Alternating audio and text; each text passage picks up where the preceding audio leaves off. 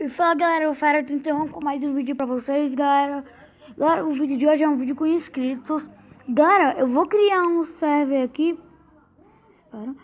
Galera, eu vou criar um server aqui e eu quero que vocês entrem, galera. Vamos lá, criar aqui um server, criar quarto de jogo. Galera, entrem porque o mapa vai ser massa. Nome de quarto. Galera, o nome vai ser jogando com inscrito, deixa assim mesmo. Máximo de jogadores 5, só que não é 6 porque é o limite. Tipo de quarto vai ser de sobrevivência, mapa de quarto. Espera aí, galera. Pronto, galera. Vai ser assistir aqui. Galera, a senha vai ser inscritos.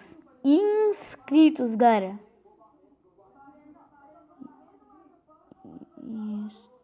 Inscritos. A senha vai ser inscritos. Criei, galera. Ó, galera, o código, anota aí. Vou dar um tempinho pra vocês. Galera, lembrando que isso vai ser um survival com inscritos. Se você quer participar da série, deixa já o seu like maroto, galera. Eu vou dar mais um tempinho pra copiar. Pronto. Vou convidar uns amigos meus aqui do Google. Vai carregando. Lembrando que o e-mail que tá aí é do meu primo, que ele fica fazendo e-mail aqui. Amigos. Deixa eu convidar esses amigos. Amigo e amigo. Convidar todos esses amigos aqui. Pronto. Enviando. Pronto. Minha postagem foi compartilhada. Cancelar. Pronto. Compartilhar. Pronto. Galera, eu vou entrar no meu jogo.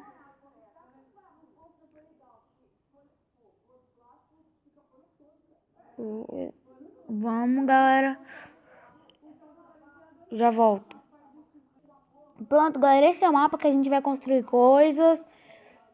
Tá no survival porque a gente vai construir uma casa para depois já ir pro survival. Falou, até a próxima. Tchau!